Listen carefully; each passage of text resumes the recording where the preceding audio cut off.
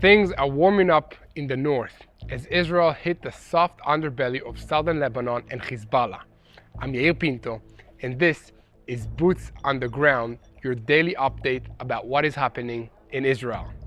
This is the 124th day of the war against Hamas, but the big news today is the potential war against Hezbollah in Lebanon.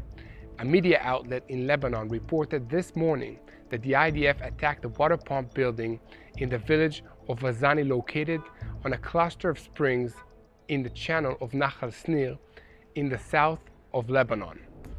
According to reports, no one was injured in the attack, but significant damage was caused to the building. In short, Israel shut off the water to Hezbollah.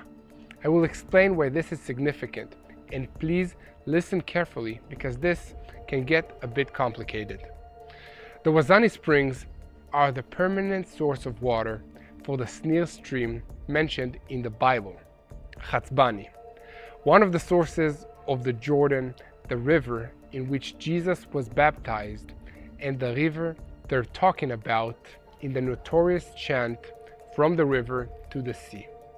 But the Snir stream is a stream that does not run year-long, and it only exists starting from the Wazani.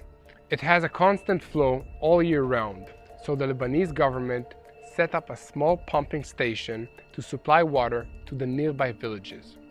This reduced the flow of water into the Jordan and further downstream to the Sea of Galilee, where Jesus walked on the water. So when Lebanon started pumping the Wazani water, the state of Israel protested, but the project continued. It later came to light that this project was carried out by the Lebanese government under Prime Minister Rafik El-Hariri, but under the auspices of Hezbollah. The long-term visions for this project was to build a reservoir of water which would eventually drain 9 to 10 million cubic waters in the annual flow of water to Israel. Israel strongly objected this plan, saying it would push back against it. But for a long time, the pushback was only on the diplomatic level, which failed to prevent the continued pumping of water out of the Wazani. Now that both of these things have changed, it's important to point out in this context that Hezbollah has struck many sites of critical civilian infrastructure in Israel over the past 4 months. In addition, over 400 homes and public buildings in the north have been damaged by Hezbollah fire. At this point, I would like to pause for a moment and thank you for continuing to pray for the peace of Israel and for helping us by sharing these videos and following us on social media. It is critically important since this is above all a spiritual battle in which your prayers will have significant effect. Moving on now to the battle against the Hamas terrorist organization in the Gaza Strip. IDF spokesperson Lieutenant Colonel Daniel Hagari revealed last night new intelligence information that deals with the funds that Iran transferred to Hamas and to Hamas leader in particular, Yahya Sinwar. The IDF found official Hamas documents from 2020, including a breakdown of the funds transferred by Iran between 2011 and 2020 to Hamas and to Sinwar.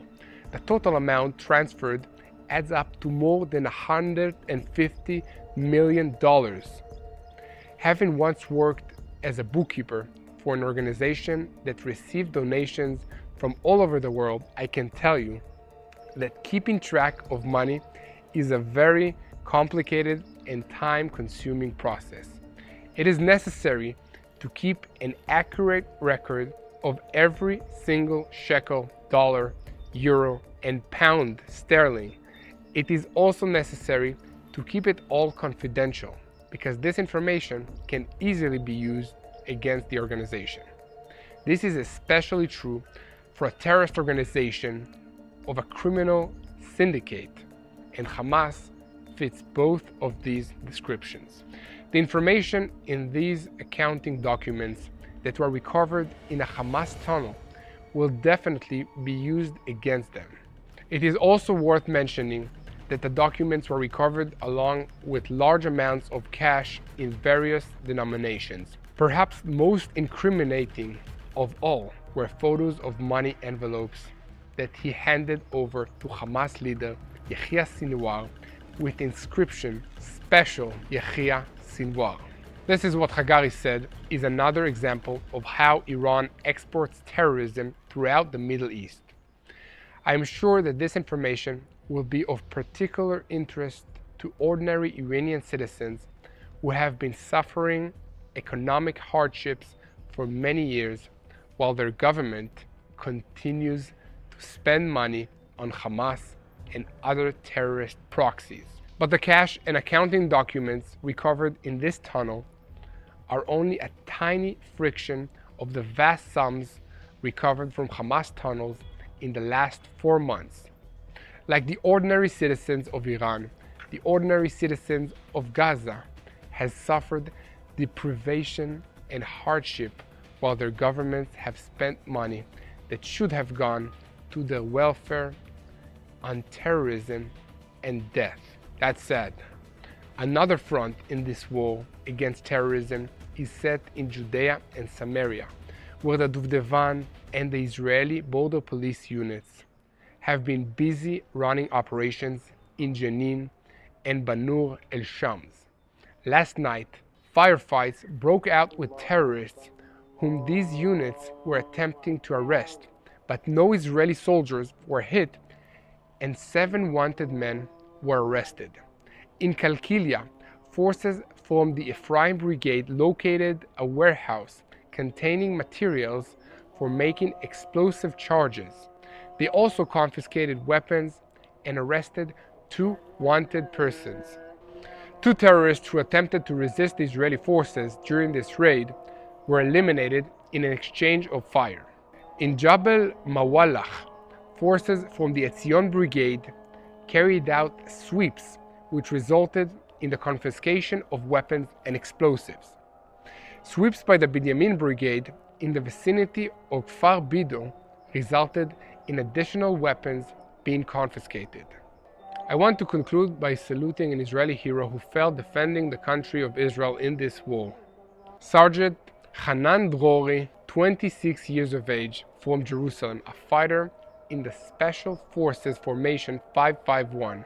He died today after being wounded on December 17, 2023, near the northern part of the Gaza Strip.